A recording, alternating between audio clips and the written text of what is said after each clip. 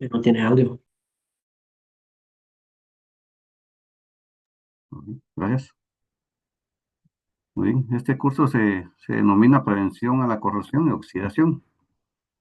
Probablemente el nombre puede mejorar un poquito y lo vamos a ver más adelante o al final del curso. Ustedes van a entender que quizás el orden de las palabras no es el mejor, pero es realmente un tema bastante interesante, sobre todo porque eh, todos estamos involucrados en este proceso de la corrosión. De una u otra manera nos vemos afectados por esto, ¿de acuerdo? Em, Bueno, ya es un curso del quinto trimestre, ¿verdad? Es decir, que ustedes ya están bastante avanzados, les falta poco por terminar su maestría. Y este curso, pues entiendo yo, es uno de los últimos. Veamos, dice, la corrosión se puede definirse como una reacción irreversible de un material con su medio ambiente. Es decir, este fenómeno es irreversible. Aunque no nos guste, pues se va a manifestar siempre o se va a presentar, que normalmente, aunque no siempre, trae una degradación del material. Esto lo vamos a entender también más adelante. ¿Por qué razón lo decimos? Y en consecuencia se producen altos costos por los daños de la propia corrosión y también de las medidas y técnicas empleadas para poder evitarla. Y en esto radica la importancia del estudio de los diversos tipos de corrosión en metales, principalmente, que es lo que nosotros vamos a analizar, sobre todo porque los metales, y específicamente el acero o el hierro, ¿verdad? Es uno de los que más sufre ante este fenómeno y es el material que usamos en general en muchas de las industrias. Y en función de las aplicaciones y del medio ambiente donde se encuentran. Este curso, además de conocer las diversas causas y procesos de corrosión, también tratará los métodos y técnicas para controlar los efectos de la oxidorreducción. ¿Se acuerda de este término, oxidorreducción?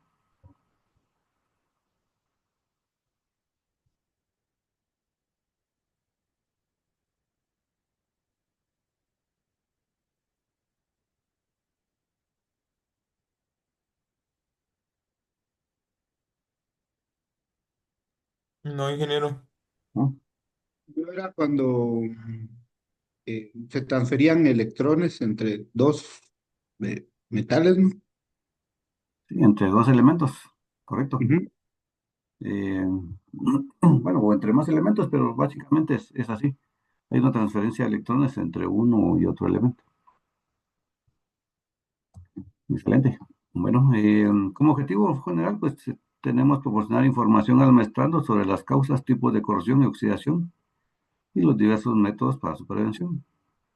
Dentro de los específicos vamos a describir los diversos tipos de corrosión y sus causas, describir aspectos fundamentales de la electrónica química y las reacciones de oxidorreducción causantes de la oxidación y corrosión, analizar y comprender y solucionar los problemas de corrosión y determinar métodos para contrarrestar la corrosión, incluyendo la corrosión atmosférica en consideraciones del área geográfica.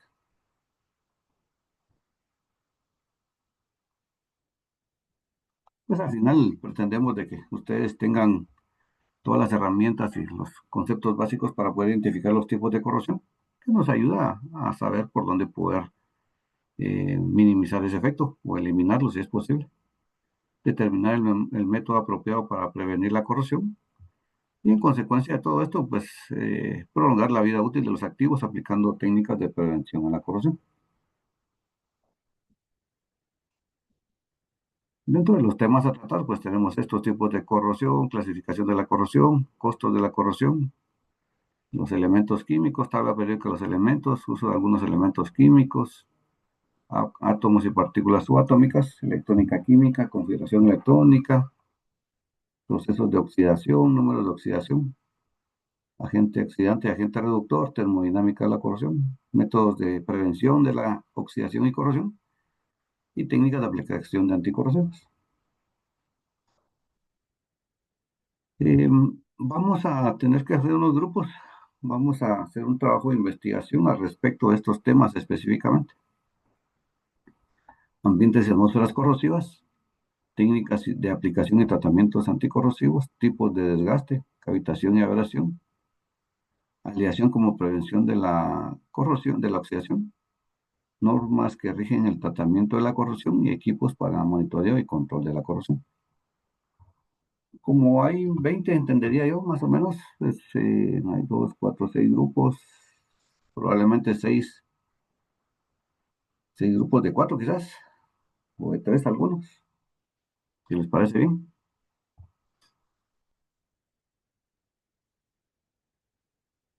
Lo vamos a ver más adelante. Ahí,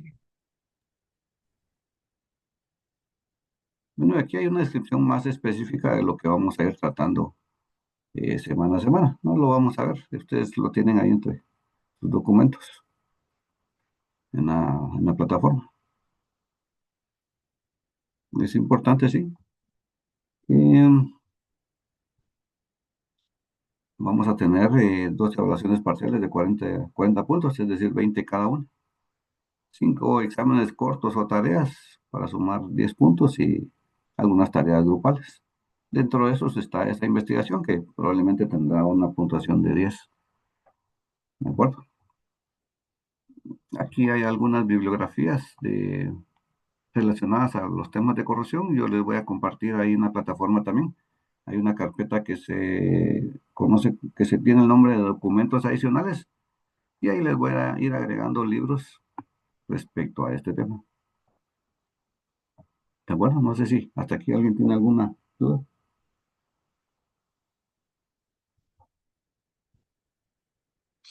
Claro, sí, que. Bien. sí, sí. Muy bien. Los exámenes, una parte van a ser individuales y otra van a ser en grupo, ¿verdad? Para que también vayan formando ese criterio con la experiencia de todos ustedes, ¿verdad?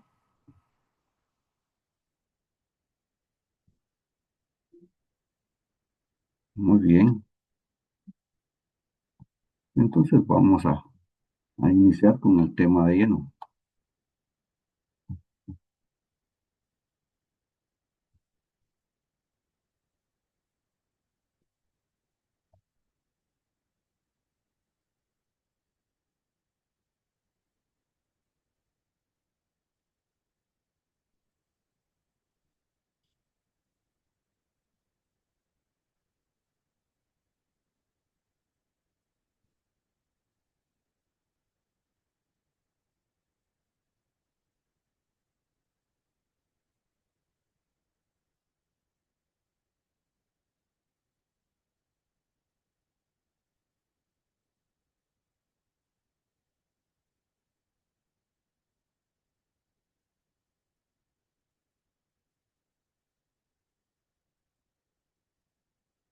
Vamos a ver así.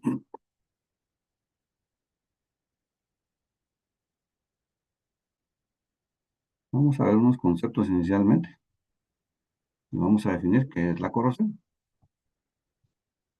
La corrosión puede definirse como una reacción irreversible, como les comentaba hace unos minutos, en un material de un material con su medio ambiente. Es decir, con el medio ambiente donde interactúan, puede favorecer o acelerar la corrosión de algunos elementos, principalmente el del hierro, que normalmente, aunque no siempre, trae consigo una degradación del material o de sus propiedades. Esto también es bien interesante, porque puede haber una degradación del material. Generalmente ocurre con el acero o con el hierro, pero algunos otros materiales no se ven afectados de esa manera. Por el mecanismo de corrosión, se puede decir que hay dos divisiones diferentes. Tendríamos la corrosión química o seca, y donde nos vamos a centrar principalmente nosotros, que sería acá, en la corrosión electroquímica o húmeda. No es porque lo otro no sea importante, sino que es porque aquí tenemos nosotros la facultad, digamos, de poder minimizar ese efecto o controlarlo o eliminarlo por completo.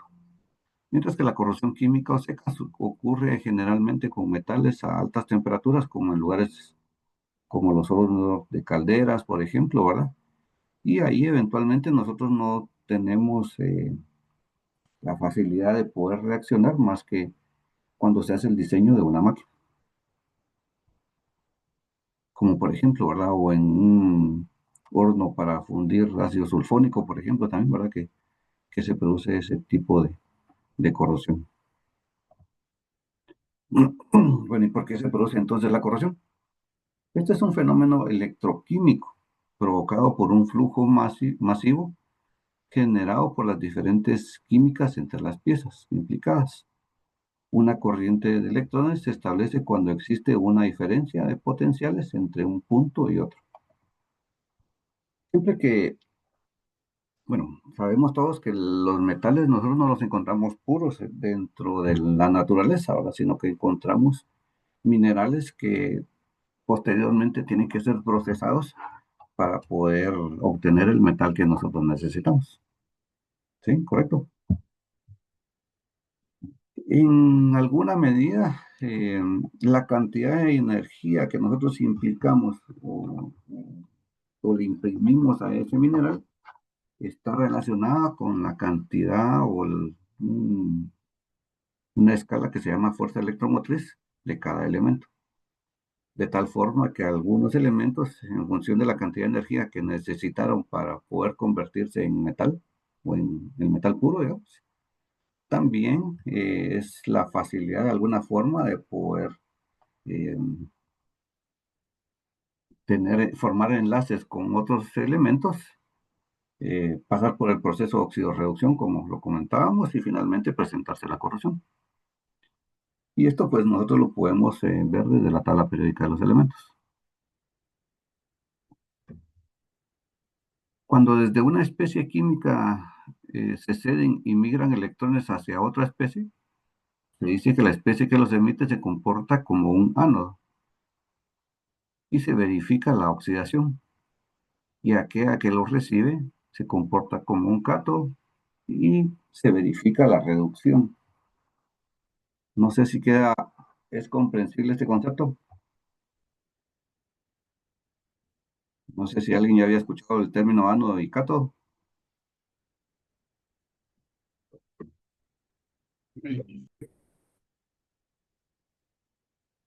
Dígale, Roy.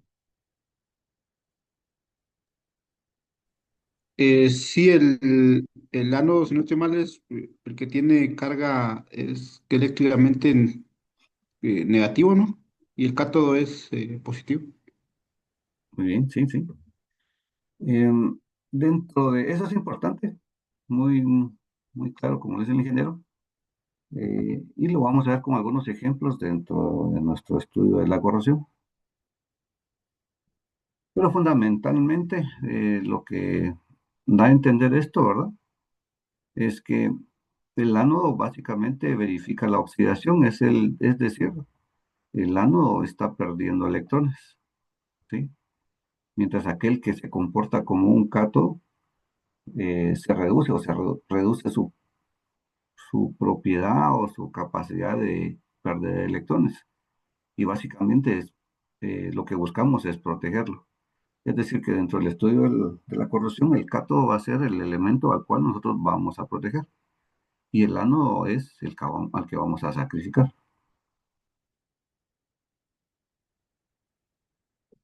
Bueno, como les decía, la corrosión química ósea consiste en la oxidación de metales a alta temperatura en atmósferas gaseosas, formándose una película sólida de producto de reacción sobre la superficie metálica. Por eso es que les comentaba que esto ocurre, por ejemplo, en algunos hogares de calderas o de reactores para producir ácidos, como el ácido sulfónico, por ejemplo, que son altas temperaturas, ¿verdad? Eh, y con algunos gases como el azufre, por ejemplo, o el que se produce al quemar azufre. Bueno, tenemos la corrosión electroquímica, también conocida como corrosión húmeda. Y esto pues se debe a la actuación de pilas electroquímicas en las que el metal sufre disolución en las regiones anódicas, que es donde se produce la oxidación. Es interesante saber, ¿verdad?, que si nosotros tenemos un bloque de metal, el mismo bloque de metal puede tener una región anódica y una región catódica, es decir, una que está degradándose y la otra que se está protegiendo, eh, que obedece fundamentalmente a diferentes factores ambientales, pero eso puede suceder. Y Obviamente, en consecuencia, también puede suceder cuando tenemos dos elementos diferentes.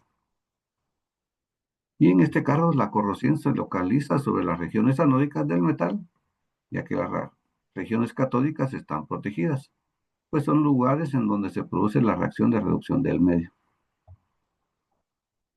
Nuevamente, esto es importante porque esto nos va a servir para poder definir lo que queremos proteger y lo que queremos sacrificar.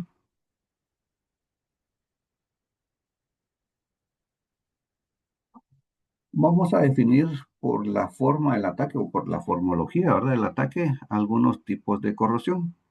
Acá hay unas imágenes que muestran un ejemplo que probablemente todos hayamos visto en algún momento. Dice corrosión según la morfología. Tenemos una corrosión uniforme, homogénea o generalizada. Esta básicamente ataca toda la superficie por igual y se pierde superficie por igual. Probablemente hemos visto estos casos, ¿verdad? Donde toda la pieza metálica está corroída de esta manera. Entonces toda la superficie está siendo afectada y está perdiendo metal. En otros casos, ¿verdad? Algunos tornillos que se han dejado a la intemperie, pues se comportan de esta manera.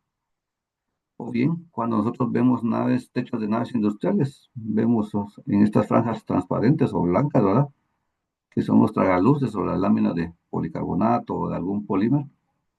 Y toda la región donde estaba antes el zinc del aluminio, de las láminas eh, en ese tono brillante que normalmente tiene, con el tiempo se van comportando de esta manera o van llegando a este tono. No sé si alguien lo ha visto o se han percatado de que eso sucede en algunas naves industriales.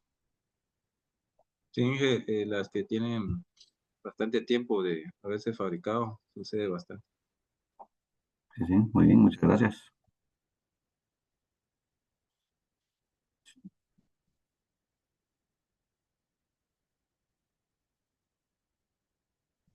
También hay alguna que le denominamos corrosión por picadura o pitting. Y esta pues es una forma localizada del ataque corrosivo.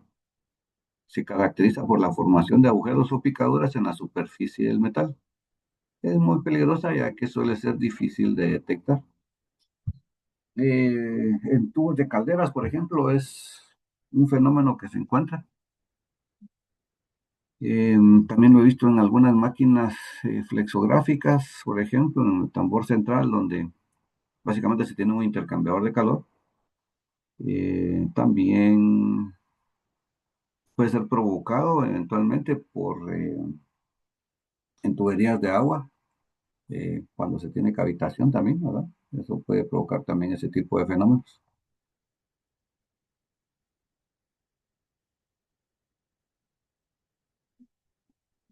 Bueno, y esta corrosión pues puede tener este tipo de forma, ¿verdad?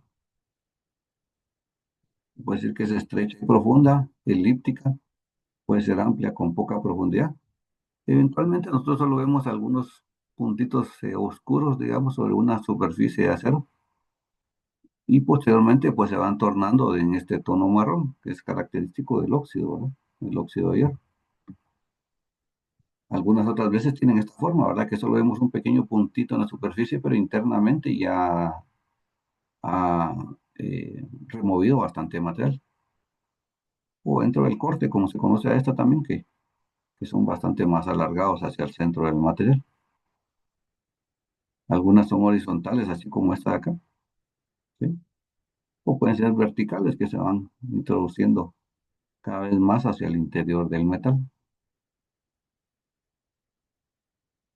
¿De acuerdo? Esto no sé si alguien lo ha visto,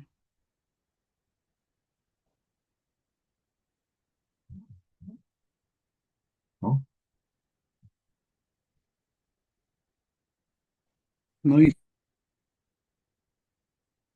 Muy bien. Bueno, luego tenemos la corrosión galvánica, ¿sí? Y esta se da cuando dos o más metales diferentes se ponen en contacto eléctrico en el mismo electrolito. Y aquí aparece una diferencia de potencial, es decir, la fuerza impulsora, que hace que se vayan transfiriendo los electrones de un lugar a otro. Y esto ocasiona un flujo de corriente. El metal con un potencial de corrosión más positivo se polariza catódicamente, reduciendo o incluso suprimiendo su velocidad de corrosión, que es básicamente lo que nos interesa a nosotros lograr. Mientras que el miembro más negativo se polariza anódicamente, incrementando su velocidad de corrosión. Lo que me comentaba ahí el ingeniero, no me acuerdo si era Robin, anódicamente, ¿verdad? Que era el elemento más negativo de esa pila galvánica. Y este, pues, es el que generalmente se degrada, incrementa su velocidad a la medida que es más negativo en la escala. Y por el otro lado, o en el otro extremo, está el que se polariza catódicamente, ¿verdad? Que es el elemento más positivo, o tiene un potencial más positivo. Porque los dos pueden ser negativos, digamos, pero uno es más negativo que el otro, entonces el que es más negativo se va a comportar como ánodo y el que es menos negativo se puede comportar como cátodo.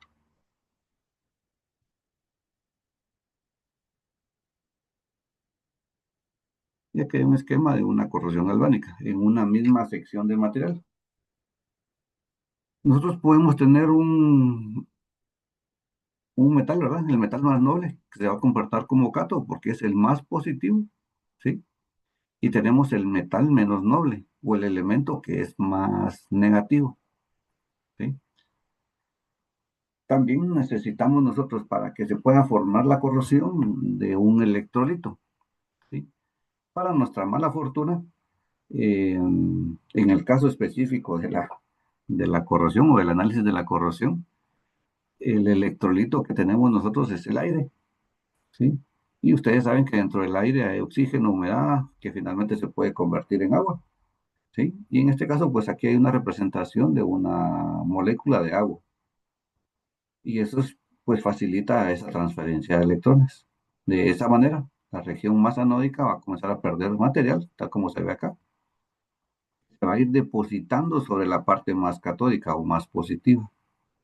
¿Sí? De esa cuenta, esta parte no va a estar propensa a corroerse, mientras que esta que es más negativa, sí. Entonces podemos decir que para que se pueda presentar la corrosión, nosotros necesitamos tres componentes. Necesitamos un ánodo, un cátodo y un electrolito que va a funcionar como vehículo para poder hacer la transferencia de electrones. ¿De acuerdo?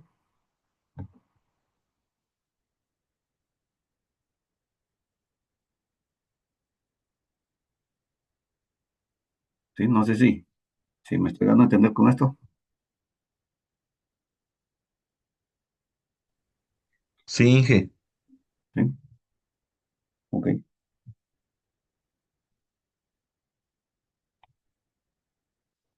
Bueno, aquí tenemos algunos ejemplos de corrosión galvánica. Eh, Nosotros podemos tener aquí un electrodito entre dos placas, ¿verdad? Que estamos uniendo. Pues esto si no queda perfectamente unido como es normal, digamos, por ahí se puede ir filtrando el electrolito y finalmente presentar corrosión. Uno se va a comportar como ánodo, el otro como cátodo y tenemos el electrolito ahí involucrado en el medio ambiente.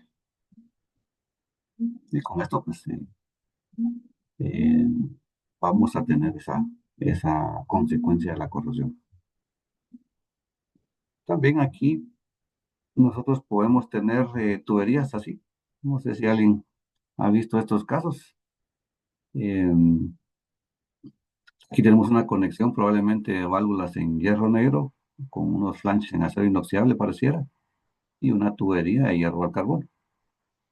Y como ven, hay algunas secciones que están corroídas, ¿verdad? En forma generalizada. O bien, estos tornillos, ¿verdad? Que están aquí probablemente sobre una placa de acero, acero inoxidable, y algunos tornillos probablemente de hierro galvanizado eventualmente o de hierro negro y se provoca esta corrosión, porque se forma un par galvánico, ¿de acuerdo? También podemos tener una corrosión por aleación diferencial. Esta tiene lugar cuando una pieza metálica se encuentra sometida a una diferencia de concentración de oxígeno, debido, por ejemplo, al hecho de estar semienterrada. Es decir, hay una porción de la pieza metálica que tiene más contacto con oxígeno que la otra. y eso pues puede provocar esta corrosión diferencial. La parte menos oxigenada actuará como ánodo y la más oxigenada actuará como cátodo.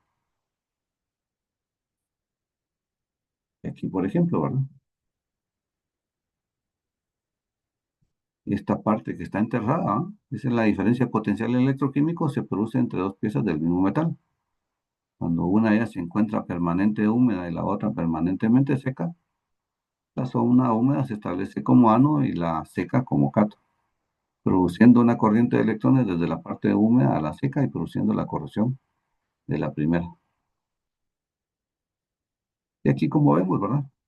Está este tornillo, ¿sí? Que está enterrado en una pieza probablemente de mampostería, quizás, o de concreto, ¿verdad?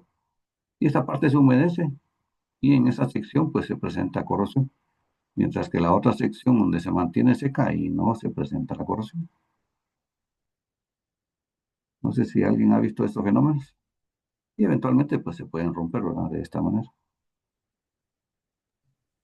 Sí, que quizás, no sé si, yo creo que pasa mucho con las tierras físicas, ¿no? ¿correcto? Es un Cuando se punto. deja una parte hacia el aire o muy alta, digamos. Pues ya cuando uno desentierra, pues se ve casi en el borde de donde está la tierra cómo se pica más. Y el otro lado, pues está casi intacto, el que está en el aire. Sí, sí, correcto. En un minuto.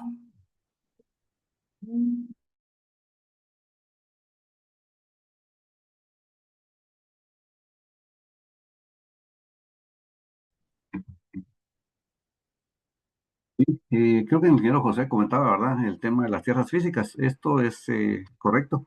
Eventualmente se producen ese tipo de problemas en estas secciones, ¿verdad?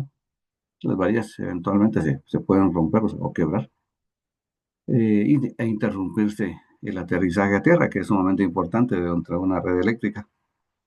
También debemos estar conscientes que estas varillas generalmente no son de cobre por completo, ¿verdad? Sino que tienen un baño de cobre. Algunas son de mejor calidad que otras, ¿verdad? Y tienden a durar más, pero básicamente así sucede. Si no es, no sé si estoy en lo correcto, ingeniero José.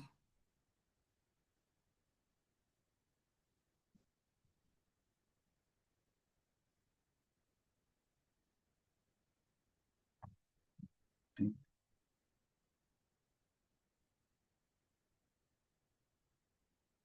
muy bien. Y aquí hay un pequeño esquema de cómo es que sucede esto en otras secciones como las tuberías de agua, ¿verdad? Que estas están enterradas.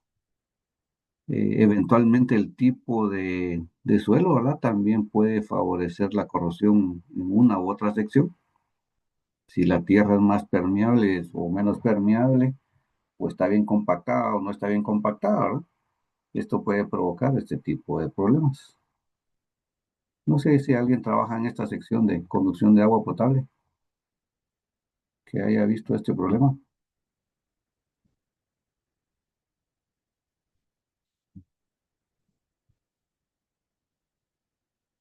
¿no? Nadie, No, Inge. ¿no? Bueno, de hecho se dice que también que en la ciudad capital, ¿verdad? Guatemala, hay algunas dificultades con este tipo de problemas. Las tuberías pues ya son bastante antiguas y pueden tener este tipo de problemas.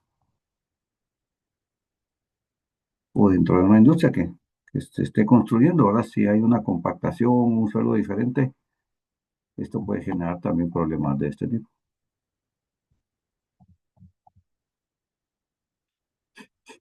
También tenemos lo que se conoce como la corrosión por resquicio o creváis. Y esto es un fenómeno que ocurre principalmente o generalmente donde tenemos juntas o uniones de metales. Generalmente en uniones pernadas o atornilladas. Y esto es producto de la existencia de una hendidura, digámoslo así, por la cual un electrolito o el electrolito puede introducirse y eso generar este intercambio de electrones y finalmente una corrosión.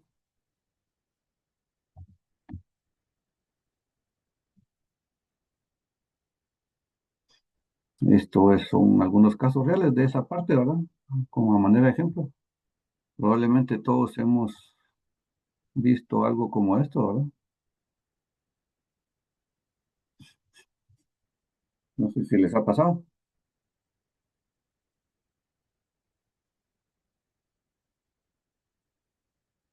Sí, Sí lo Inge, he visto, Inge. Inge, eso se da más cuando hay humedad cerca o agua o equipos de bombeo de agua o sistemas de aspersión. Todo lo que involucre agua genera eso. Sí, correcto. Era por lo que les decía, ¿verdad? Que el electrolito, en este caso, es el agua. Inge, una pregunta, entonces acá, digamos, en la imagen que usted está mostrando, ese fenómeno se da porque hay como cierto espacio entre las dos placas, digamos, la de la base de la viga y la de la base de la, bueno, la que está en la tierra. Correcto. Eso es lo que se define como corrosión por resquicio, ¿verdad? Si lo vemos desde el punto de vista de la morfología. Pero básicamente todo pasa por un proceso de oxidorreducción. Pero por la forma de la corrosión se define como soldadura por resquicio y tal como usted dice, ¿verdad? Aquí hay una base de concreto donde se introdujeron estos pernos de anclaje. Pero en esa separación, ¿verdad? Es común, ¿verdad? Que las bases de concreto no están totalmente planas. Adicional, pues pueden tener un nivel de rugosidad, no están totalmente lisas. Y por esos pequeños espacios o resquicios, pues se introduce humedad, que con el tiempo pues se va generando este tipo de problemas. ¿De acuerdo? O bien, inclusive, ¿verdad? Por el hilo de la rosca se puede ir introduciendo humedad y generar corrosión también,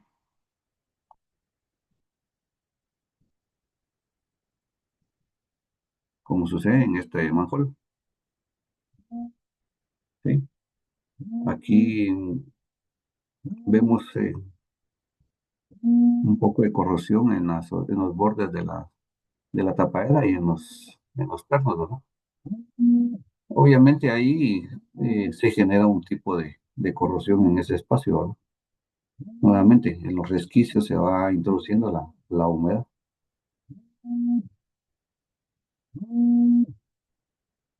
O esta de acá, ¿verdad? Muy similar, ¿verdad?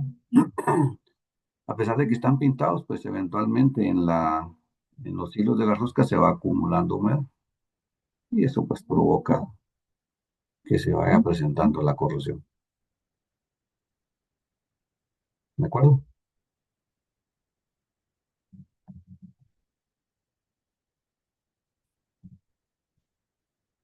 ¿Algún comentario?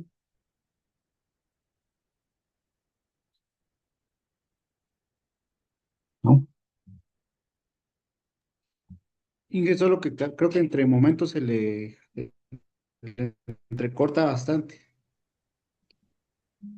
Ok. Bueno, vamos a ver si no es por la señal de internet. Ok, voy a estar más pendiente de eso.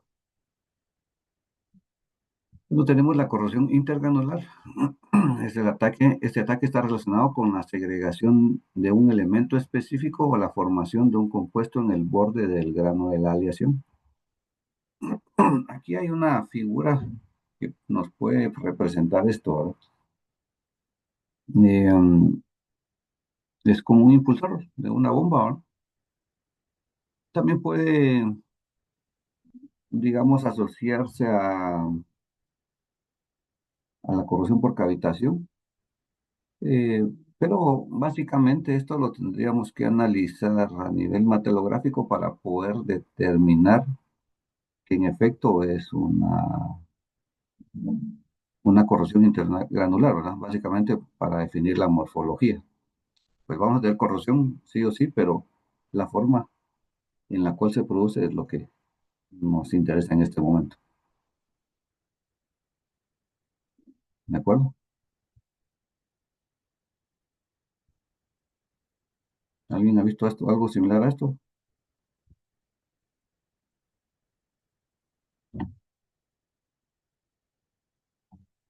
Sí, eh, un impulsor de las bombas. En los impulsores de bombas. Sí, correcto.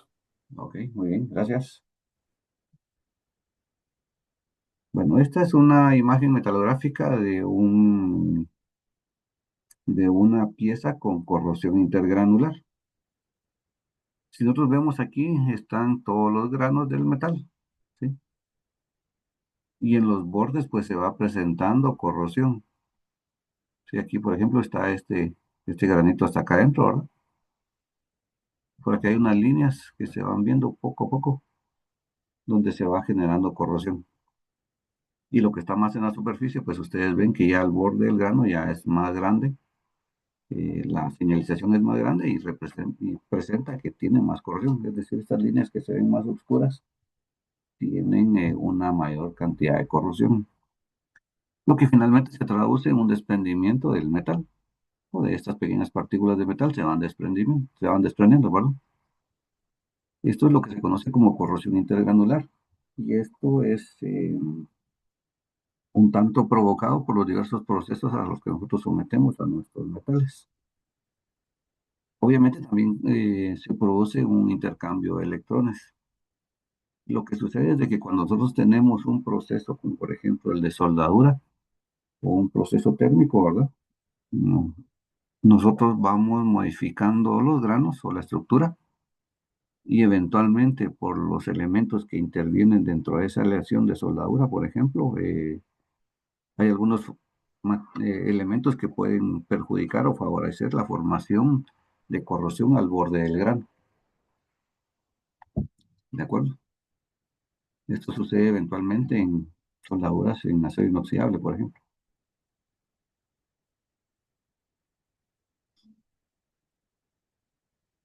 No sé si a alguien le ha pasado en soldaduras de acero inoxidable que eventualmente al lateral de las soldaduras o a veces en el propio cordón de las soldaduras se producen algunas fisuras.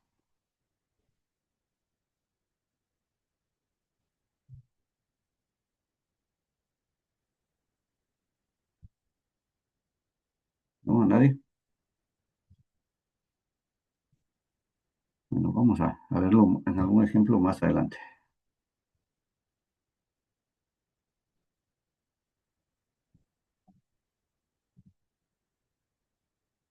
Pero también podemos tener una corrosión selectiva o desaliente. Esta básicamente es la eliminación preferencial de un elemento de una aleación sólida. Ejemplo, ¿verdad? La desinsificación de los latones. Y esto consiste en la eliminación selectiva del zinc, que está aliado con el cobre. ¿Sí?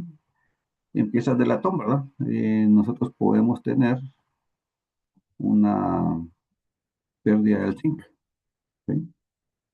Y en estas tuberías pues se va generando esos pequeños agujeros que inicialmente se comportan como porosidades, tal como se ve en esta imagen de acá abajo. Y no sé si la logran percibir. Y finalmente pues se va desprendiendo el metal hasta que se da por completo, ¿verdad? Estas secciones pues se ven un tanto esponjosas, ¿de acuerdo? No sé si hay alguna duda de esto o comentario,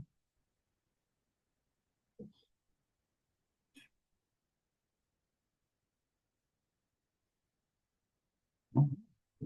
No, Inge. Bien, acá hay otros pequeños ejemplos.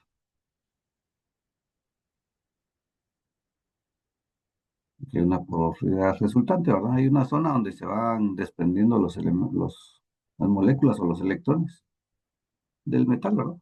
Y finalmente pues se degrada por completo. Aquí en este caso está perdiendo níquel, ¿sí? En este caso una pérdida de zinc. Así es como se vería a nivel metalográfico.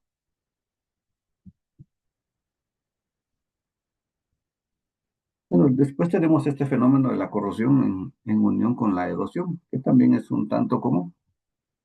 Y es consecuencia de la acción conjunta de la corrosión y la erosión, a la que el material metálico puede estar sometido, sí, por ejemplo, la velocidad del flujo del electrolito es demasiado rápida o si el medio corrosivo contiene partículas sólidas capaces de erosionar la superficie.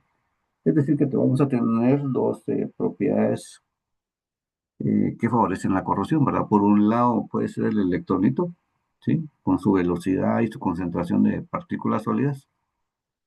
Y el otro es el metal, que puede ser propenso también a la corrosión, producto del mismo electrolito. Y estos son algunos ejemplos de lo que eventualmente sucede. En algunos codos, no sé si a alguien le ha pasado esto, cuando se manejan ácidos de alta concentración es común ver este tipo de fenómenos, aun cuando sean codos de acero inoxidable.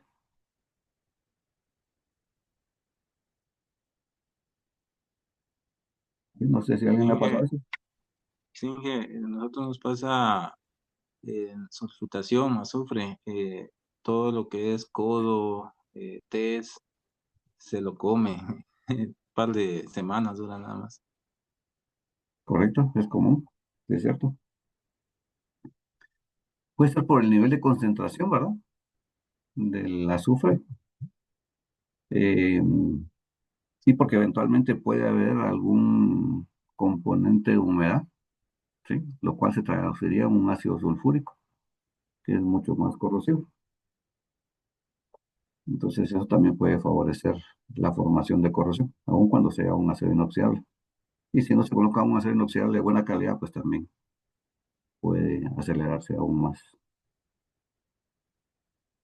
Aquí también, aquí hay unos ejemplos de algunos componentes en tuberías de conducción de agua, ¿verdad? O de fluidos. Eventualmente pueden tener este tipo de problemas. Por esa razón también es importante dentro de los circuitos de aire comprimido tener un aire de buena calidad relacionado con la humedad. Es decir, tener su equipo de refrigeración previo al suministrar ese aire a la red.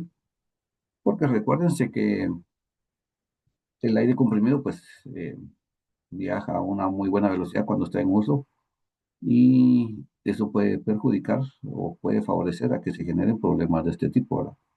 Se puede generar la corrosión no solamente por la humedad que tiene el sistema, sino que adicional, cuando se comienzan a prender pequeñas partículas en el interior, pues esas mismas partículas van a ir erosionando otros puntos que generalmente son los codos o puntos donde hay un cambio de dirección, ¿verdad? ¿De acuerdo? Por eso es sumamente importante que ustedes controlen la humedad de sus aire comprimidos.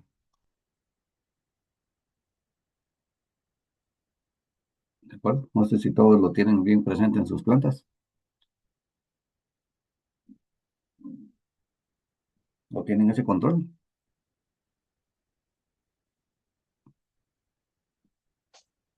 Bueno, en caso de nosotros utilizamos secadores de aire y filtros Ah, ok, para excelente. que, sí, para eliminar la humedad, porque sí, se genera bastante. Ujú. Y en lugares donde hay más humedad, ¿verdad? Como las costas, por ejemplo, es mucho más perjudicial. Hay que tener un mejor control.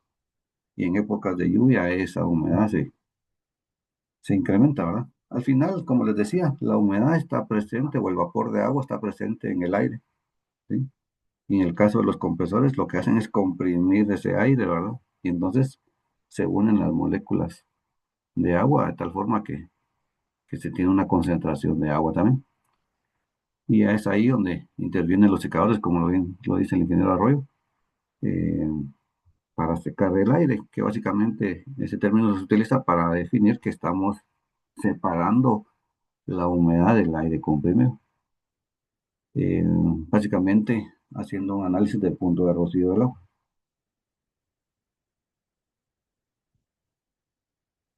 Bueno, podemos tener tribocorrosión también. Ustedes ya son especialistas en el área de la tribología, ¿verdad? Y esto es consecuencia de la acción conjunta de la corrosión y los fenómenos de desgaste, que básicamente son por fricción. Es la forma de corrosión en los implantes metálicos en el cuerpo humano, por ejemplo, en las prótesis o dientes. Tenemos ese tipo de fenómenos. Pero obviamente también se presenta en las partes mecánicas. Acá, por ejemplo, ¿verdad? Tenemos una muestra de esto. Y, acá hay una muestra de corrosión en algunas secciones, no sé si se nota. Esto puede ocurrir por una falta de lubricación, si estos elementos están inmersos en el lubricante, por ejemplo, o bien porque también no hay un ajuste adecuado o no hay un trabajo de torno bien hecho, ¿verdad? De tal forma que tenga un buen acabado inicialmente y también la medida, ¿verdad? Que la medida sea uniforme a lo largo de toda esta sección. Pues probablemente algunas secciones estén más bajas que otras, ¿verdad? Y ahí pues podemos tener problemas. Acá en esta junta rotativa, ¿verdad? Tenemos aquí presencia de corrosión, probablemente por la ausencia de lubricación también y porque eventualmente puede haber un mal acabado en la superficie, ¿verdad?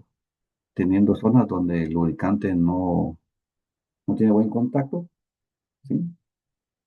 No sé si han escuchado el término de acabado de espejo en los torneros.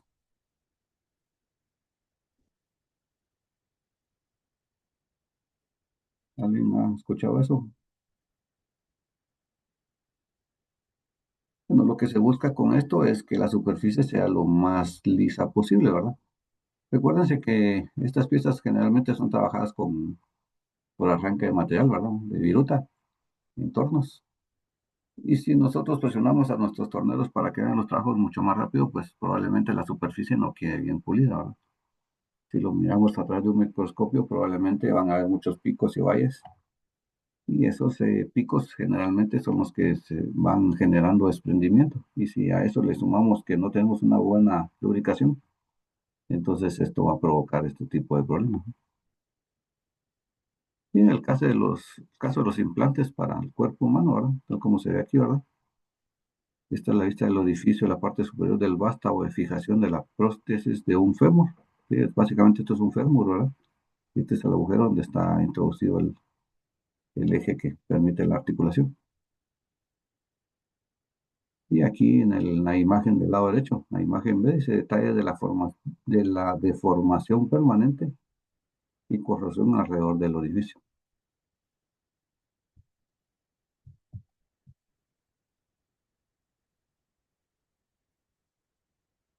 Muy bien, ¿qué opinan de esto? ¿Cómo lo ven?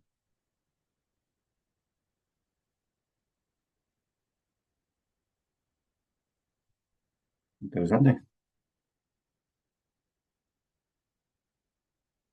Sí, interesante ahí. Muy bien. También podemos tener corrosión bajo tensión. De igual manera, es la unión de otro fenómeno, ¿verdad? Se debe a la acción conjunta de la corrosión y tracciones mecánicas. Una estructura sometida a tensión y expuesta a un medio corrosivo puede iniciar grietas que crezcan a tensiones inferiores al límite elástico del material.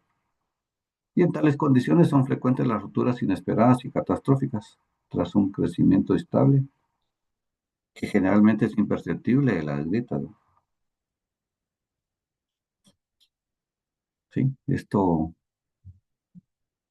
estas imágenes nos pueden dar fe de ese tipo de problemas, ¿no? No sé si a alguien le ha pasado.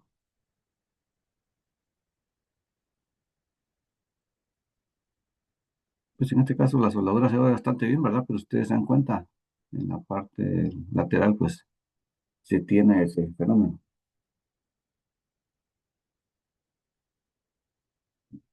Esto puede ser común, digamos, en algunos procesos de conducción de vapor, eh, generalmente producido por el golpe de ariete que se genera cuando arrancamos el sistema, ¿verdad? Cuando nosotros no tenemos un buen sistema de conducción de vapor, eventualmente podemos tener humedad o agua precisamente dentro de la tubería, sobre todo si nuestro proceso es muy intermitente y hay muchos lapsos de tiempo donde no usamos vapor. Y cuando después conducimos el vapor desde la caldera hacia la tubería, se produce un choque térmico ahí, ¿verdad? Entre el vapor y el agua,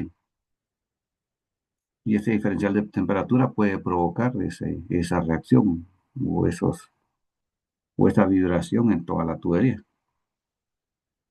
No sé si a alguien le ha pasado ese tipo de problemas.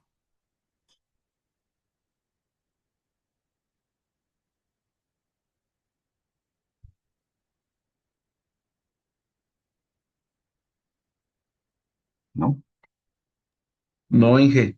En mi caso no. Ok, de acuerdo. No, Inge. Obviamente tiene un buen sistema ahí, sí usa vapor. Eh, Así se verían las grietas a nivel de una fotografía metalográfica. O a veces en el interior de los tubos, pues se puede ver esto, ¿verdad? Inicialmente. Y ya cuando falla, pues ya vemos nosotros un problema mayor. Pero inicialmente pueden tener grietas los cobos de esta forma. Esto también sucede porque nuestro diseño de tubería no es el más adecuado, es totalmente rígido, ¿verdad? Por esa razón es que es importante tener en este tipo de sistemas algunas juntas de expansión, no sé si las conocen.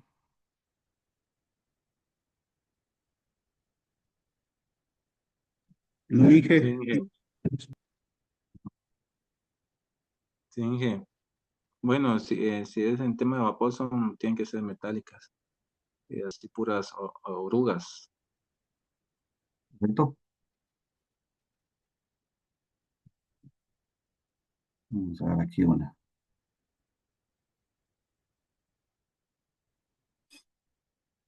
No sé si estas son las que ha visto, ingeniero. Sí, exacto, exacto. Ujú. Pues estas tienen esa capacidad de absorber esas pequeñas vibraciones que se generan, ¿verdad?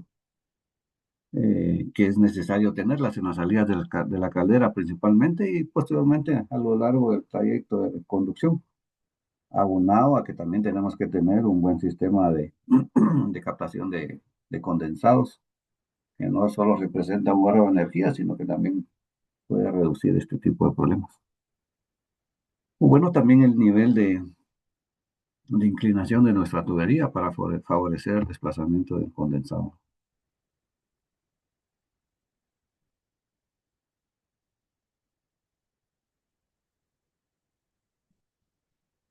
Muy bien, no sé si hay alguna duda o comentario.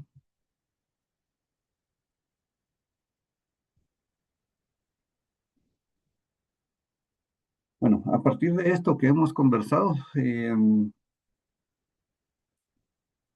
entenderían entonces por oxidación y corrosión?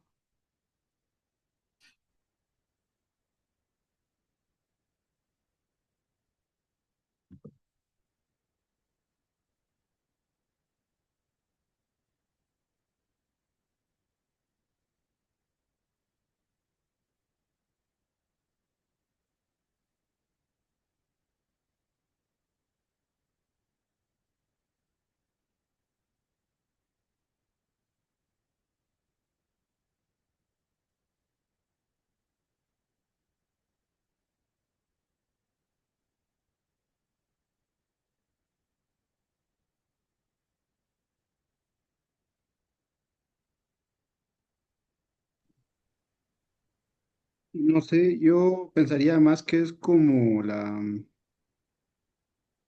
degradación de los metales, eh, ya sea como usted decía, como por procesos electroquímicos o químicos, pero que también se pueden estar,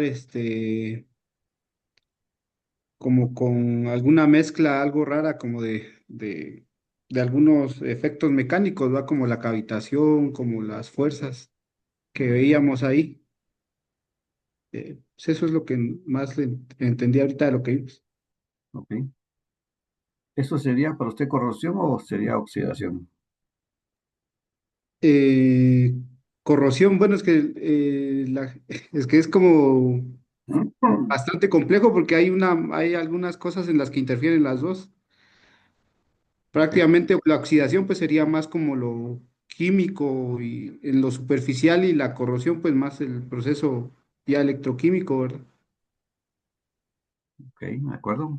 Gracias. ¿Alguien quiere comentar algo o opina diferente ahí al ingeniero Roy?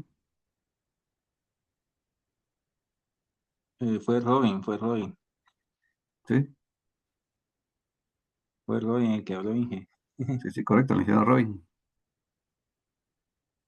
Aprovechando, Pues la corrosión eh, se puede clasificar, como mencionaban, según el ambiente que se encuentre el metal, ya que puede haber humedad, tensión, desgaste, eh, pitting. Entonces todo eso afecta directamente al metal, y que la oxidación es una, como lo mencionaba el compañero, un proceso químico que es cuando entra en contacto con el oxígeno. Entonces, derivado de eso, digamos, con el ambiente, que hay bastante oxígeno y humedad, entonces ahí se genera todo eso. Ok, de acuerdo. Muy bien. Por ahí vamos bastante bien. Em, Vamos a ser un poquito más precisos para tener más claros el concepto. En realidad sí es una cuestión química, ¿verdad? Y por eso les decía al inicio de la clase que el nombre o el orden en el nombre del curso probablemente debería cambiar, ¿verdad? Veamos esto, dice, la corrosión en la mayoría de los casos no es un proceso beneficioso, mientras que la oxidación podría tener beneficios o podría ser perjudicial. Y ya lo vamos a ver más adelante, con que en efecto así es. La corrosión es un proceso irreversible, mientras que la oxidación podría definirse como la única transferencia de electrones. Sí, la oxidación en realidad es una transferencia de electrones, que de acuerdo a la naturaleza de nuestro proceso puede ser beneficioso o perjudicial y que posteriormente puede trasladarse a hacer corrosión. ¿De acuerdo?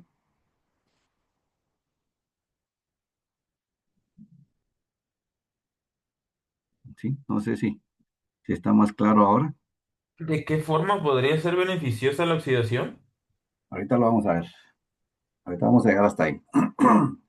Lo importante es que entendamos esa o definamos bien esa parte, ¿verdad? Que la oxidación se puede definir como esto, ¿verdad? Como la transferencia de electrones. Es una transferencia de electrones la oxidación, eh, que no necesariamente está totalmente ligado al oxígeno, como lo comentábamos. Es una transferencia de electrones. De ahí es donde nace el proceso óxido-reducción. ¿De acuerdo?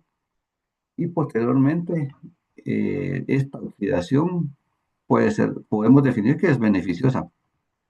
Este proceso de oxidación como tal, o el proceso de oxidorreducción, puede ser beneficioso en algunos de los casos, y en la mayoría de los casos del tratamiento de la corrosión, es así, ¿verdad?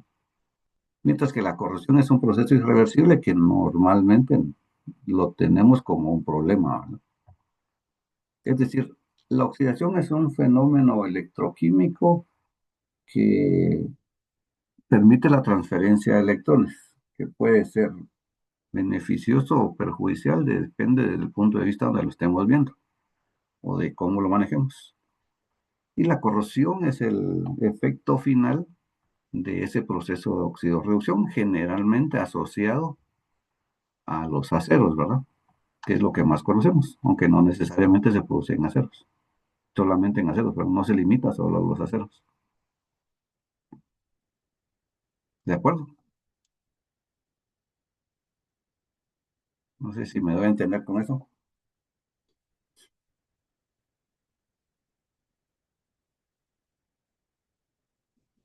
Sí, gracias, O no Inge. está quedando muy claro.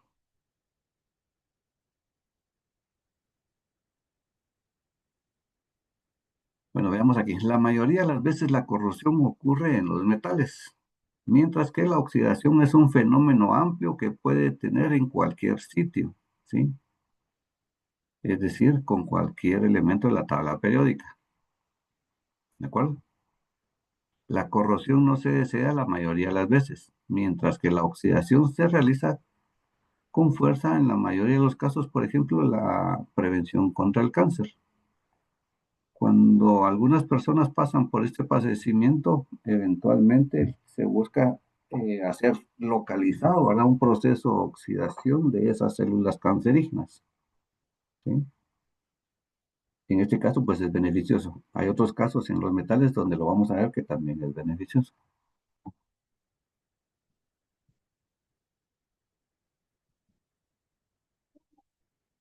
¿De acuerdo?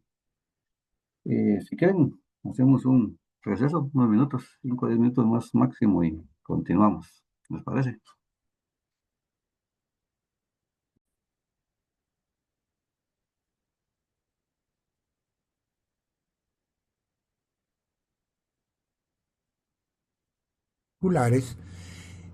Y aquí quiero compartir algunos de esos con todos ustedes. Comencemos por casos de pilas galvánicas, recordando que una pila galvánica es cuando dos metales diferentes se conectan en un medio conductor. Uno de ellos va a ser el ánodo, otro el cátodo. Este es el principio, por supuesto, de la protección catódica. Pero vamos a ver lo que ocurre. En este caso tenemos la red de tuberías de distribución de gas en la ciudad de Caracas. Cuando llega frente a una casa o un domicilio, se conecta una tubería de cobre, y es la de cobre la que va por el suelo y penetra en la casa. ¿Por qué se usa cobre? Porque el cobre es muy resistente a la corrosión en suelos y además son tuberías pequeñas, muy fáciles de instalar dentro de las paredes.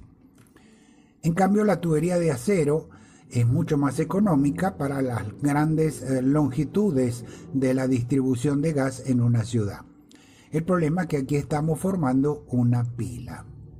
Y en esta pila la tubería de cobre va a ser el cátodo. Significa que es la zona, el material más resistente que no va a sufrir corrosión. Pero este efecto de pila va a ser muy, muy dañino para la tubería de acero, que va a ser el ánodo y se va a corroer rápidamente. ¿Cómo se evita este problema? Bueno, tal como lo vimos en el video anterior, vamos a usar un aislamiento. Para ello se va a conectar una brida o flange en inglés y se conecta la tubería de cobre a la tubería de acero a través de ese dispositivo. Y allí se coloca un aislamiento que representamos aquí, de modo de romper el efecto de pila. Bien, vamos a otro caso.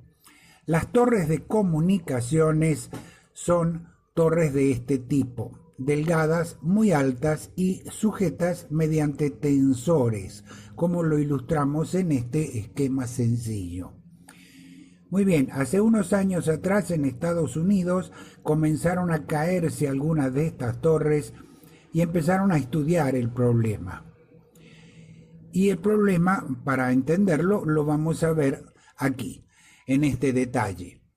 Sucede que en una torre puede caer un rayo en la parte superior y hay que descargarlo al suelo. Por ello, se instala un sistema de puesta a tierra, que en general son barras de una aleación de cobre conocida como copper weld. Y esto se conecta a los diferentes tensores, de modo que por cualquier lugar va a descargar. Originalmente el sistema es así: el anclaje de acero que sostiene los tensores está agarrado a una base de hormigón o concreto que está por encima del suelo, de modo que hasta aquí no hay problema. Con el viento, la lluvia, el peso de la base de hormigón se va hundiendo y se llega a esta situación.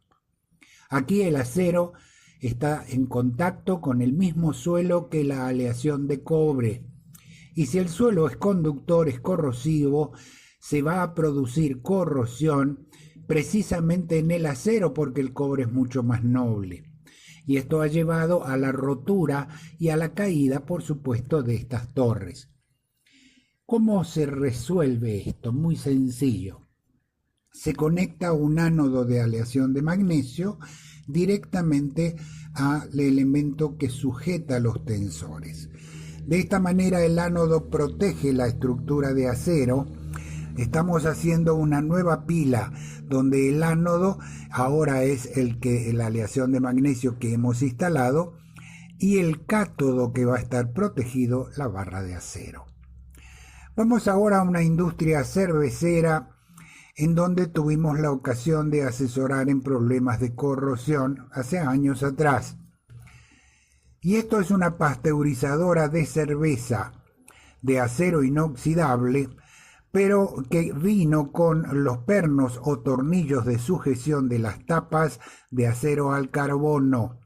Aquí también se forma una pila galvánica donde los pernos o tornillos se corroyeron, se oxidaron muy fuertemente. Entonces, allí dos exalumnos de nuestros cursos que estaban trabajando en esa oportunidad colocaron unas arandelas aislantes entre ambos materiales y lograron resistir suficiente tiempo hasta que llegaron los pernos de acero inoxidable como corresponde. Vamos a otro caso interesante.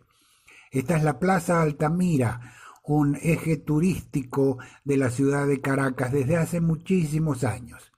Esta plaza originalmente tenía este obelisco con 3 platos de fuentes muy bonitas que se encienden de colores en las noches. Cuando el metro de Caracas se construye en los años, a comienzos de los años 70-80 aproximadamente, las plazas públicas en donde se instalan estaciones se convierten en una imagen del metro. Por ello, en la Plaza Altamira, el metro de Caracas, un metro que en su momento fue muy moderno, con aire acondicionado, muy bien diseñado, creó en la Plaza Altamira una gran piscina de agua que dentro de la estación se convertía en una pequeña cascada muy bonita. A los pocos meses de inaugurado, el agua comenzó a salir de un color rojo típico del óxido de hierro. Nos tocó evaluar el sistema, nos encontramos entonces con el diseñador original, un experto en estos temas. Todas las tuberías y materiales que iban en contacto con agua iban a ser de bronce para evitar el problema. Lamentablemente, cuando se construyó, el contratista de instalación no conseguía todos los materiales. Aquí tenemos un ejemplo.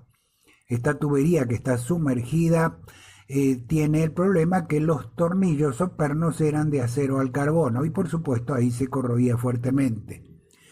Otro caso interesante, uno de los más graves, la tubería toda de bronce, media brida o flange era de bronce y la otra media brida era de acero al carbono, lo mismo que los pernos.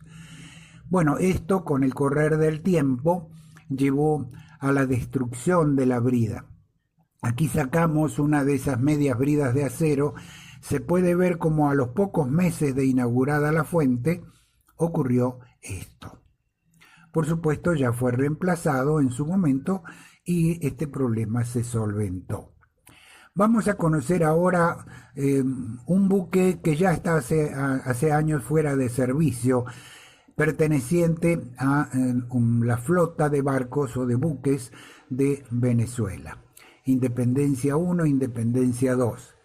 Este es el Independencia 1. Podemos ver en la cubierta la cantidad de tuberías y estructuras que hay. Y vamos a ver algunos detalles mostrando la fuerte corrosión que sufren estos buques. ¿Por qué razón?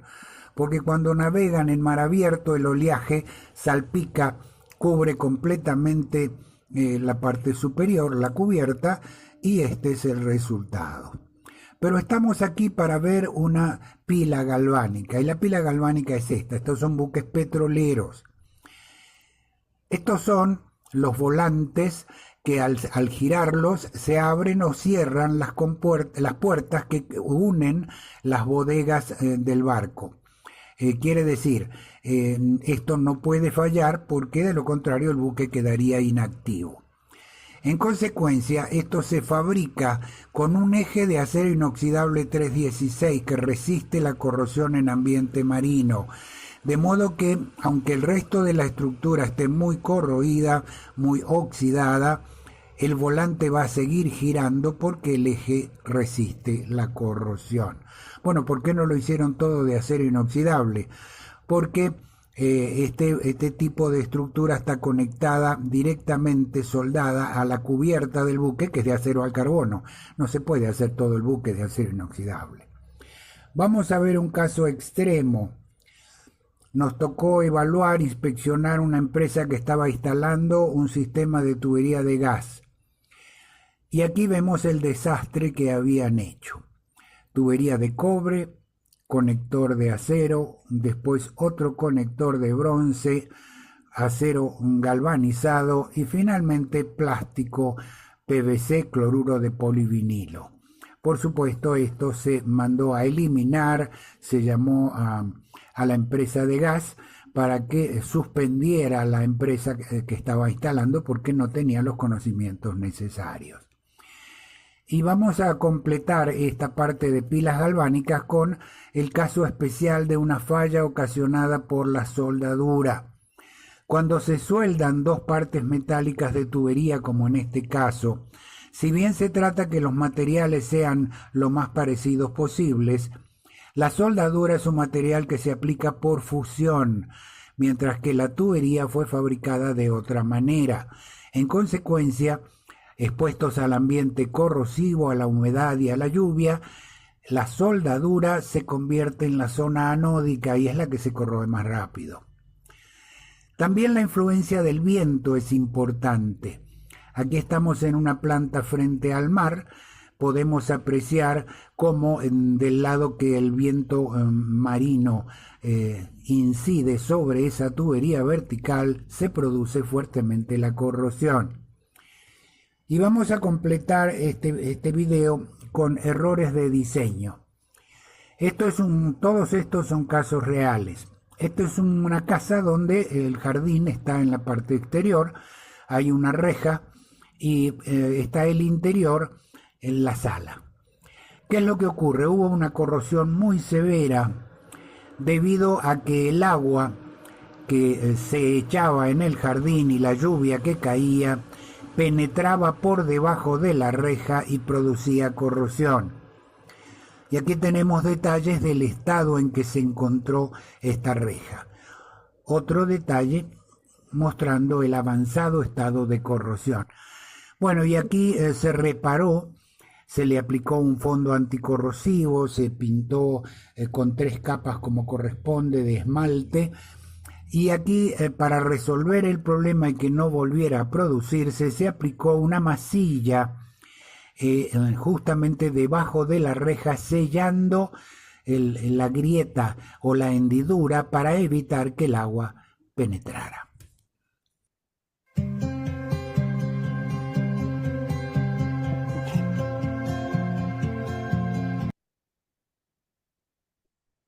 Muy bien, ¿qué opinan?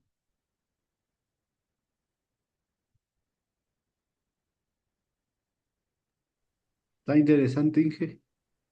Más esa imagen en la que está ahorita. Y por eso la regresé. Cualquier parecido con la realidad es pura coincidencia, ¿verdad? Conozco un amigo que lo hace más barato.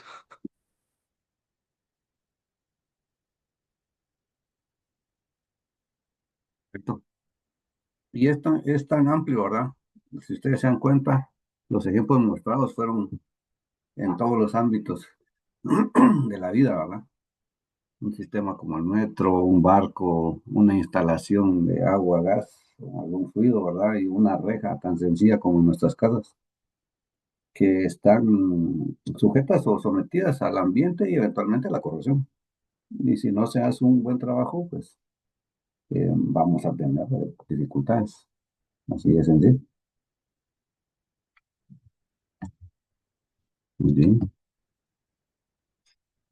Y a veces lo hacemos por la premura del tiempo, no tenemos el accesorio, y es válido también, ¿verdad? Porque a veces necesitamos restablecer un sistema lo antes posible, pero no se debería quedar así para siempre. Deberíamos de dejarlo en la forma correcta, aunque eso nos tome un tiempo más, ¿verdad? Probablemente sí salir de la emergencia, pero y entonces ya planear hacer una corrección definitiva. ¿De acuerdo?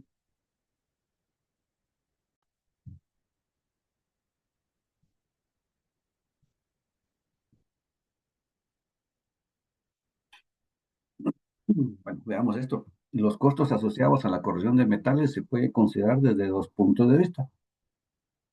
El costo que tiene sobre las naciones, es decir, los países, ¿verdad? La corrosión propiamente dicha. Y el costo de las medidas y técnicas de prevención empleadas para evitarlo. Es decir, la corrosión por sí misma genera un problema, ¿verdad? Que las piezas se dañen y haya que sustituirlas por completo, ¿verdad? Y también el costo que tiene prevenirlas, ¿verdad? Que sería, en el mejor de los casos, tratar de hacer esto de aquí.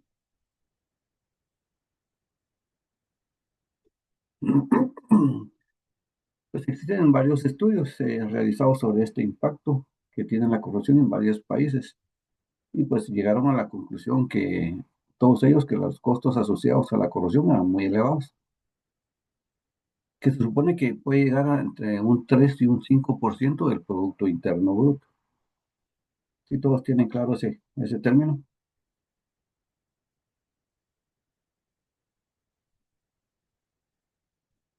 Espero que sí. Bueno, y acá está esta referencia, ¿verdad? Un estudio elaborado por por la Asociación Nacional de Ingenieros de Corrosión, para decirlo más fácilmente, de los Estados Unidos, se estima que el costo mundial de la corrosión es de unos 2.5 billones de dólares. Y esto es, ¿verdad?, lo que equivale aproximadamente a un 3.4% del Producto Interno Bruto Mundial. ¿Qué opinan de esto?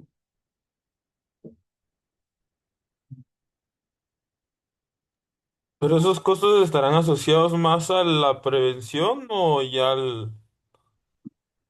al acontecimiento en sí? Al costo de los daños que genera la corrosión.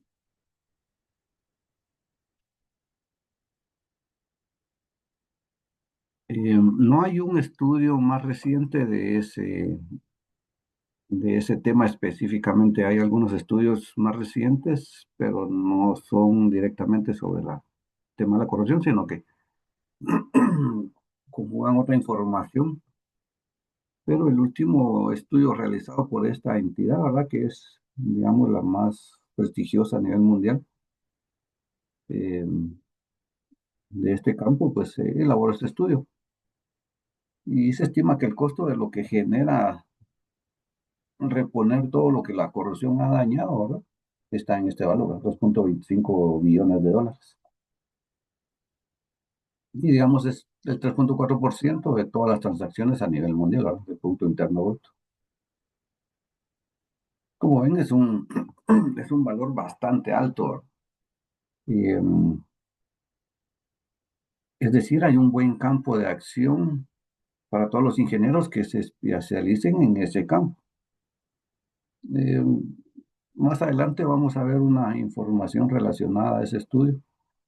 Me refiero a lo que implica una especialización en este campo, ¿verdad? Pues en Guatemala, al parecer hay pocos, digamos, probablemente porque no se le pone el debido cuidado o no se ha hecho un estudio tan detallado de ese impacto, de esa porción en la que nosotros también colaboramos. Eh, Adicional a que nuestro país también, digamos, excluyendo las zonas costeras, probablemente sea muy homogénea la temperatura o los cambios de clima, digamos, no son tan drásticos. Y eso pues también en parte favorece a nuestros metales. Pero en los temas de área portuaria, pues definitivamente sí existe una pérdida considerable de estos sistemas o de muchas piezas metálicas, ¿no?, derivado de la corrosión.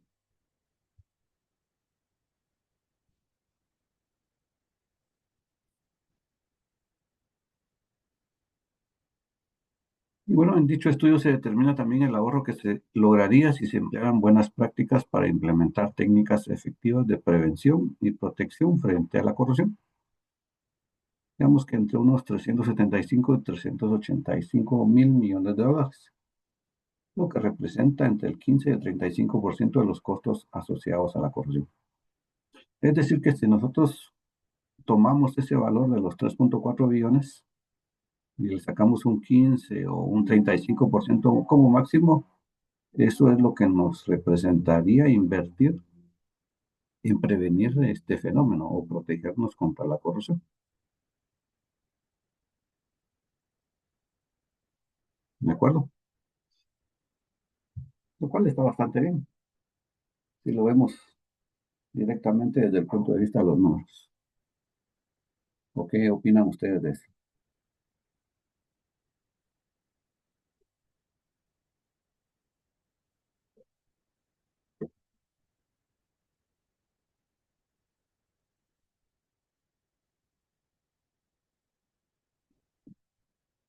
Ok, bueno, continuamos entonces.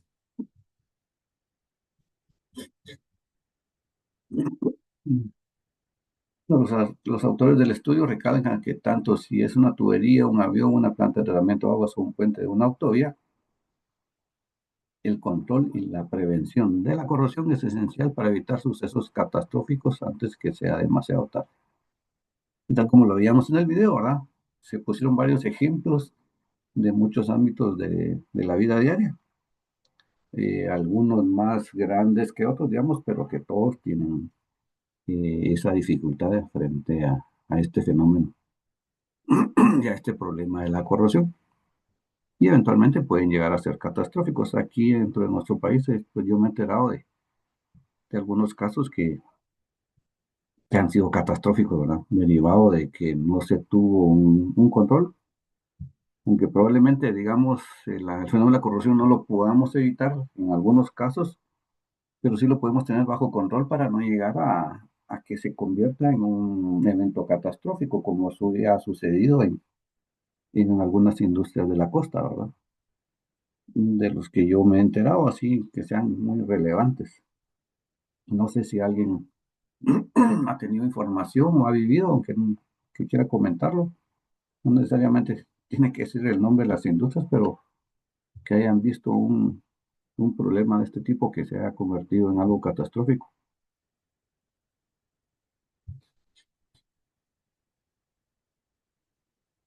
Nadie. En los carros que son importados hay que tener mucho cuidado. Cuando vienen de estados que son muy fríos, eh, toda la parte del chasis ya viene corroída. Es correcto, sí, muy bien, muchas gracias. Entiendo también cuando, digamos, hay zonas donde hay mucha nieve, ¿verdad? Y utilizan, entiendo yo, sal para disolverla. De alguna manera, pues eso también acelera ese tipo de problemas. Pero sí, muchas gracias por el ejemplo. No sé si alguien más quiere comentar otro.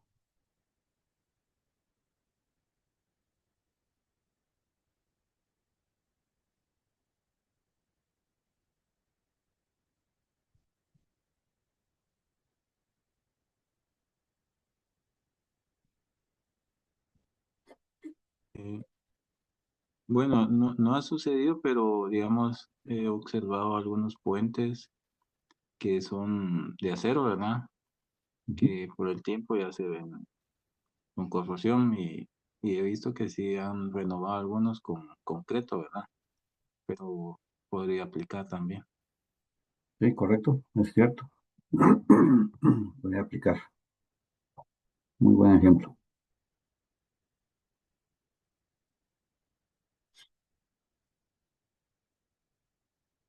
¿Alguien más?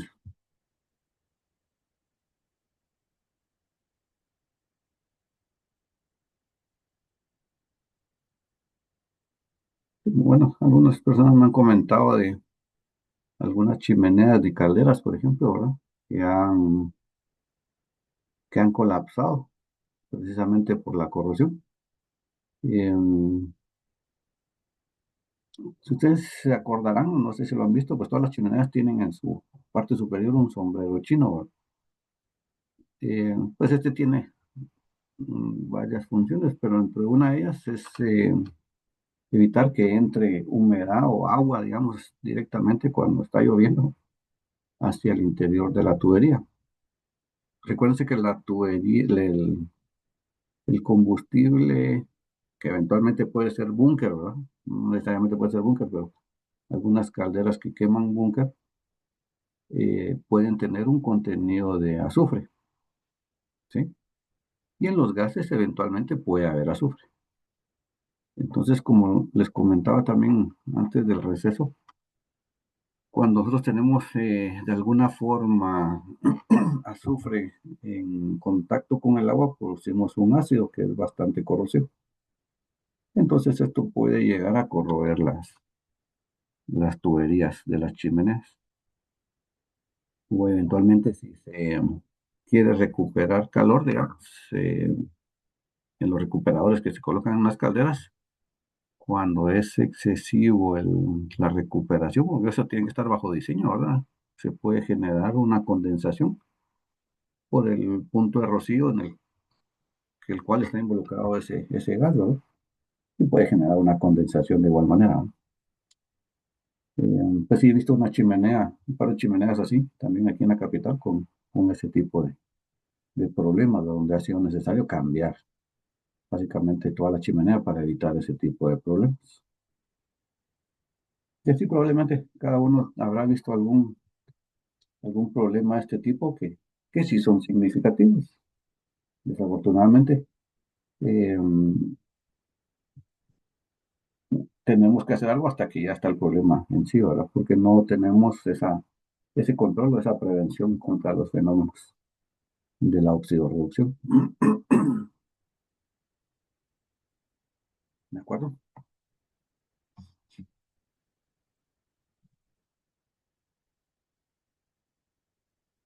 Bueno, y aquí están números por regiones, digamos. Las regiones como Estados Unidos, ¿verdad? Que dice que el costo de la corrosión asciende a este valor, ¿verdad? Miles de millones de dólares, 451, que representa el 2,7% del Producto Interno Bruto de ese país como tal. ¿Sí? La India tiene esta pérdida, 70,3. El área Europa, 701, ¿verdad? El área árabe del Medio Oriente, 140. Y en China, por ejemplo, 394 millones, miles de millones. Rusia, 84,5 millones. Japón, los otros países del Asia, ¿verdad? Se llaman los tigres asiáticos. Y el resto del mundo, donde estamos seguramente nosotros, tiene un estimado de 552,5 miles de millones de dólares. Lo cual tiene este valor, ¿verdad? 2,5 billones, que ya de por sí hablar de esa cantidad es bastante alta, ¿verdad?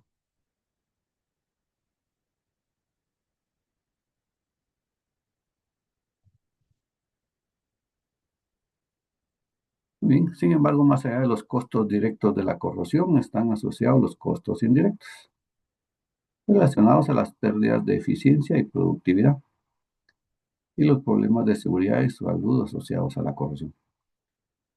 Es decir, que no solo el hecho de tener que renovar una parte, ¿verdad? Un componente de alguna área de la industria, sino que está todo este tema de la eficiencia y productividad. Eventualmente, por eso mismo, necesitamos reducir la velocidad de una máquina o tener que trabajar bajo otras condiciones que perjudican la eficiencia, ¿sí? Y pues obviamente ni que hablar de la seguridad. La seguridad es sumamente importante y en algunos casos, como les comentaba, estos temas de la chimenea, pues se puede generar un problema de seguridad, ¿no? Puede haber una caída, una rotura de un tubo de una chimenea que puede lastimar a alguien y puede ser catastrófico inclusive.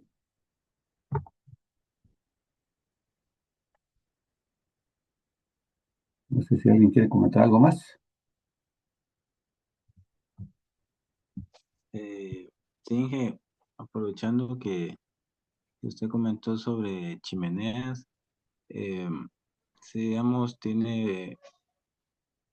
se está viendo un tema, digamos, donde trabajo y se está pensando en la renovación de las mismas por lo mismo, ¿verdad? Por la corrosión.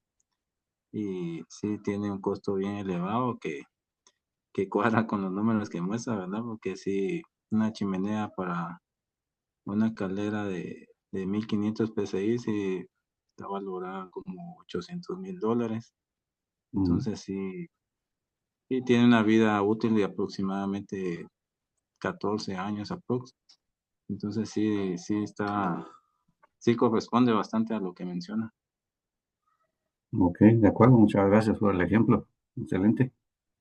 Sí, es impactante cuando uno ya lo ve en números, dice, sí nos afecta, ¿no? De acuerdo. Vamos a ver este otro video.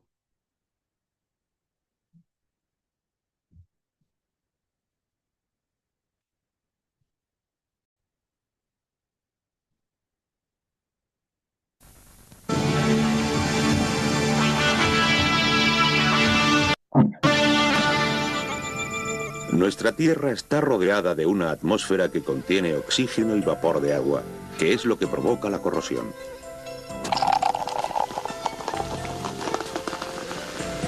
Se puede condensar el vapor de agua en una superficie fría. También se puede condensar el oxígeno, convirtiéndolo en líquido si se enfría el aire a una temperatura de menos de 183 grados centígrados. El calor de la habitación convierte el oxígeno líquido en gas. Este metal se llama magnesio.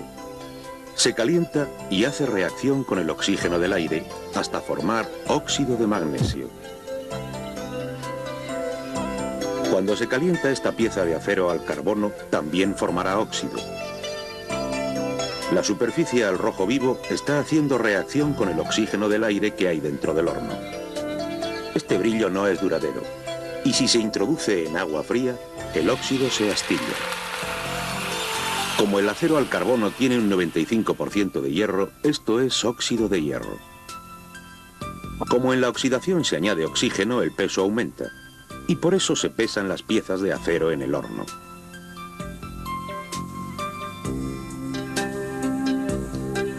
Como pueden ver, el óxido empieza a formarse rápidamente en el acero al carbono, luego va más despacio. Esto se debe a que al principio resulta más fácil que se unan los átomos de hierro y oxígeno, pero a medida que el óxido de hierro se espesa más, existe una mayor dificultad para que los átomos de hierro hagan reacción con el oxígeno. Sin embargo, nunca deja de formarse, y al final el acero al carbono puede quedar totalmente destruido. La oxidación del acero inoxidable es mucho más lenta. El cromo del acero forma un óxido que hace más difícil la unión del metal con el oxígeno, y hace que el acero inoxidable sea resistente al calor.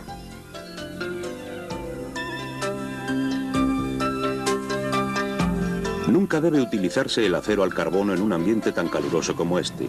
Por eso el suelo de este horno está fabricado de acero inoxidable. De todas formas, los aceros inoxidables no son solo válidos para las altas temperaturas. Hay muchos que se utilizan para resistir la corrosión del agua o de líquidos mucho más agresivos en las plantas químicas.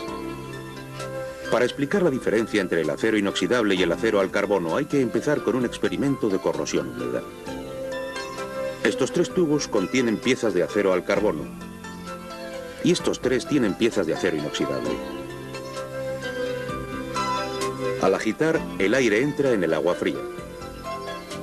El agua aireada se mete en uno de los tubos que contiene acero al carbono y en otro que tiene acero inoxidable. Por medio de la ebullición se está quitando el aire de esta agua. Al mismo tiempo se llenan los tubos de ensayo hasta arriba, de forma que no quede nada de aire dentro.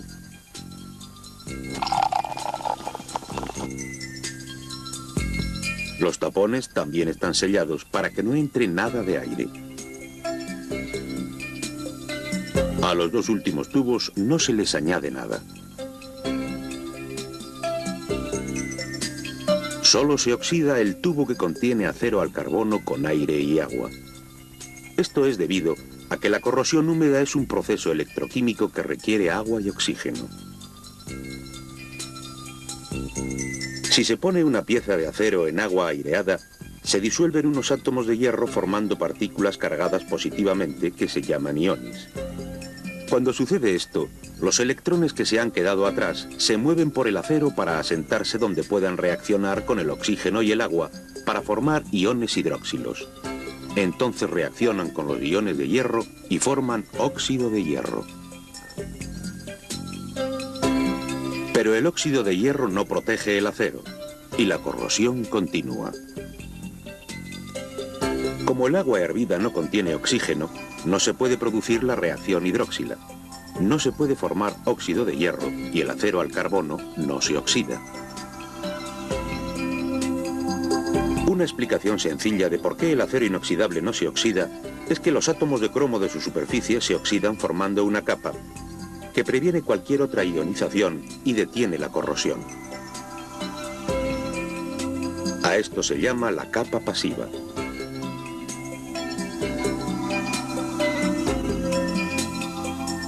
Si se eliminan algunos átomos de cromo en esta zona, reacciona creando una capa pasiva nueva, y así continúa la protección. Por eso el acero inoxidable se utiliza mucho en las industrias proclives a la abrasión, o en aplicaciones diarias como esta.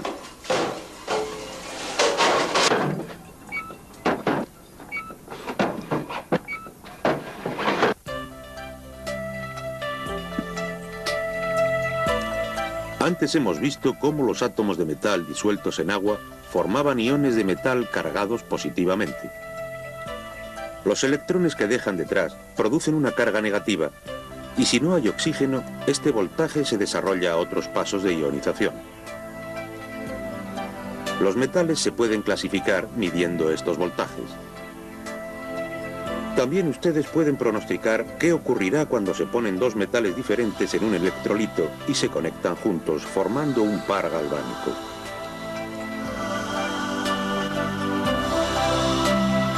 El metal de mayor voltaje de corrosión húmeda actúa como ánodo. Empieza a corroer y los electrones fluyen al otro metal. Esto favorece al cátodo, donde se asienta la reacción del oxígeno y no se corroe.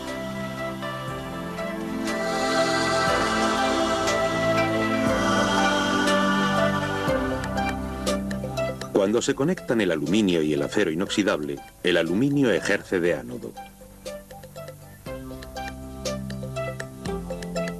Por eso no se deben utilizar remaches de aluminio en el acero inoxidable, porque se corroerán como se puede ver. Obviamente se puede prevenir la corrosión galvánica manteniendo los metales secos o aislados eléctricamente unos de otros. Sin embargo, los remaches de acero inoxidable sí se pueden utilizar con el aluminio, siempre que su zona de superficie relativa sea la suficiente para tolerar la pérdida de densidad del espesor del aluminio. Por otra parte, se puede utilizar la corrosión galvánica para proteger un metal. Por ejemplo, la galvanización protege al acero al carbono, ya que el revestimiento de zinc hace de ánodo y se corroe antes. Lamentablemente, la protección desaparece cuando se acaba el zinc. El agua del mar, salada, es muy corrosiva, pero las patas de acero al carbono de esta plataforma costera están protegidas por bloques de magnesio unidos a ellas. Este es el interior de un condensador de vapor de agua de mar fría. La pieza de acero al carbono actúa como ánodo de sacrificio. Protege la chapa del tubo de acero inoxidable de la corrosión galvánica por los tubos de titanio más noble. Hay muchas veces que no se puede utilizar la protección galvánica. Y ahí es donde se utiliza la especial capa de óxido formada en el acero inoxidable. Se han desarrollado muchos tipos de acero inoxidable para resistir los diferentes ambientes corrosivos y las distintas condiciones de trabajo. El acero inoxidable garantiza que el trabajo sea seguro, que las cosas duren más, que nuestros alimentos sean más higiénicos y no contaminados. También se utiliza en los equipos de limpieza de tubos de escape de los coches y de centrales térmicas. Pero eso no es todo. Cuando el acero inoxidable viejo se convierte en chatarra, se vuelve a fundir para hacer un acero inoxidable nuevo de gran calidad. Para concluir, esto se puede hacer todas las veces que se quiera. Es el material que utilizarán las futuras generaciones, quizás para aplicaciones que ahora solo podemos imaginar en sueños.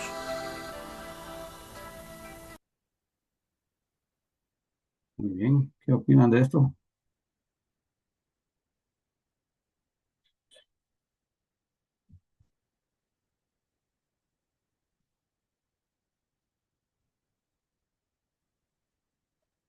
Interesante, Inge, con la protección orgánica. Ok, entonces ahora que ya hemos visto esto, eh, ¿qué pueden decir de la oxidación y de la corrosión?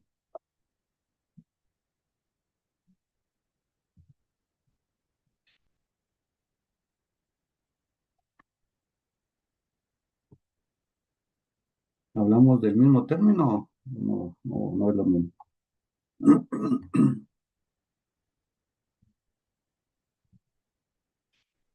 La corrosión puede ser el producto de la oxidación, ¿Correcto? ¿Y la oxidación qué sería entonces? la transferencia de electrones de un metal a otro. Ok, perfecto. ¿Y puede ser perjudicial o no? ¿Estamos de acuerdo con eso? Así es, Inge. Puede Sí. ser y no puede ser. Un ejemplo de no perjudicial.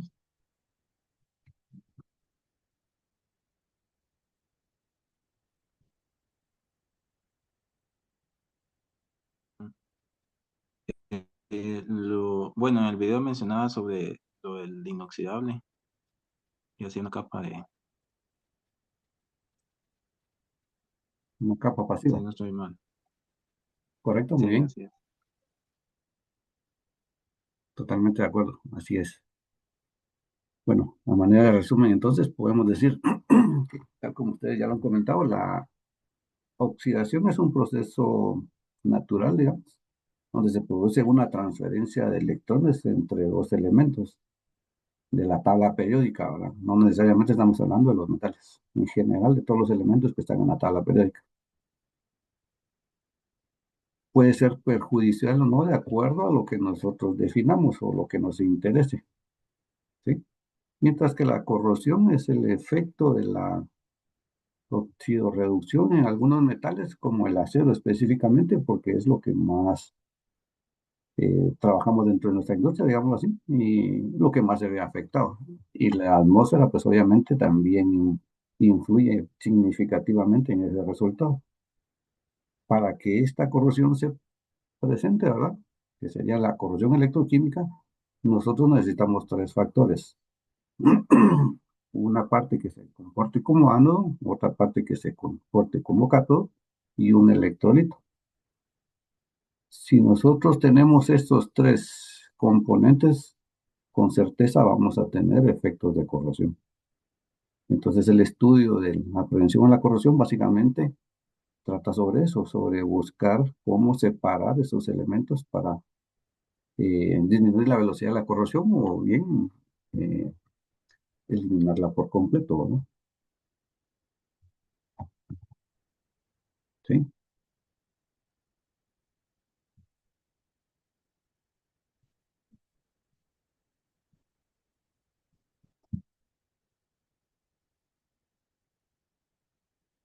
¿Un comentario?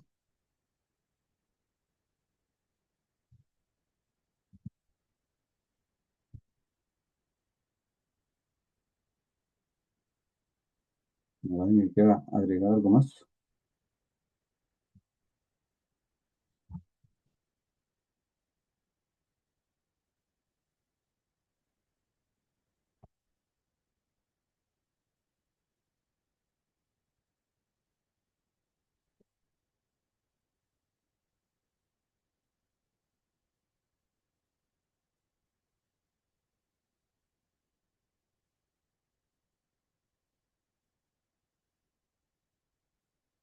¿No? ¿Nadie?